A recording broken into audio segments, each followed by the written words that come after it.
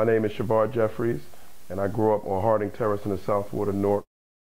My mom was a teenage mom when she gave birth to me. She was only 19 years old. She did the best she could, so I spent the first 8 years or so of my life with a lot of different relatives. When I was 8, my mother called for me. She had kind of gotten on her feet, and I went to go live with her full time. I wasn't with her more than a few weeks or a couple months, and we had a broken lock. The locksmith who came to fix the lock and my mother would enter into a relationship. They would quickly become married, and on November 25th, 1985, my mom went to work. He was waiting for her at the workplace, and she didn't make it back out. After I lost my mom, I came back home, and that's when my grandmother took me in, who had my little sister, who was 6 months old at the time when we lost our mom. She put me in the Boys and Girls Club, and when I walked through the doors of the Boys and Girls Club, I received love and people who believed in us and believed that young people could do anything they put their mind to. When I was in 8th grade, the Boys and Girls Club had a scholarship program. I was there playing basketball, ping pong, doing the things we did. I got tapped on the shoulder. I was asked to fill out some paperwork. I filled it out, and they told me they would pay for me to receive a full ride to this place called Seton Hall Prep. I walked through the doors of Seton Hall Prep, and everything was about college attendance and college preparation, and that young people needed to go to college, and they needed to be the best they could be, not really for themselves, but so that they could be a blessing to other people. Because of the opportunities the people of Newark gave me to attend a college prep high school and then to receive a scholarship from the Terrell Fund to be able to go to college, I went to Duke University, which was an amazing school, an amazing experience. I went to school with kids from all over the country, and many of these kids were the children of lawyers, the children of business people, the children of doctors, the children of university presidents. But for the whole time, Newark was always on my mind. The city is what got me there.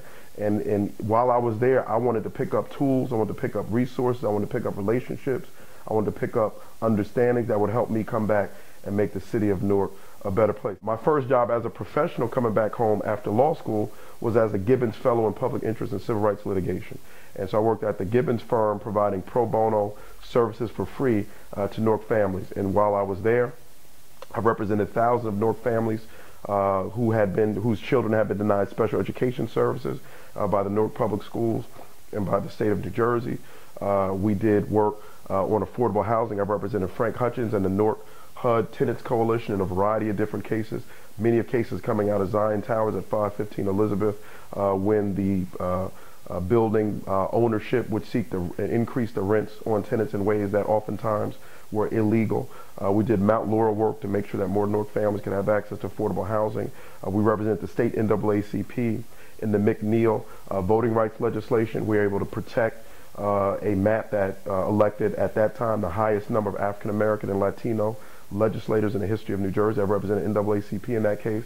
I represented the New Jersey Coalition for Battered Women in litigation that helped Newark, particularly women who had been victimized by domestic violence, and also helped women throughout the state.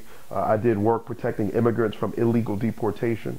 After 9/11, the United States government started to deport immigrants in secret hearings. We brought lawsuits to challenge that as well. Also at that time when I came back, that's when we founded Team Academy back in 2001. Again, we just had a vision on paper about making sure that all Newark kids had access to a great education. And now, 12 years later, it's one of the best and most effective public charter schools in the city of Newark and in the state of New Jersey. I've been here my whole life, other than my time doing college and law school and short other stints. This is my home. And for me, my whole career has been dedicated to improving the lives of Newarkers. I just wanted the work to happen. I wanted to be a part of impacting people's lives. Because a few years ago, we realized that many of our parents in the city of Newark didn't have the tools and resources they needed to fight for better education for their children. We created an organization called I Reform from Scratch. I'm the founder of that organization. And so I've been serving Newark for over 14 years in a variety of different ways.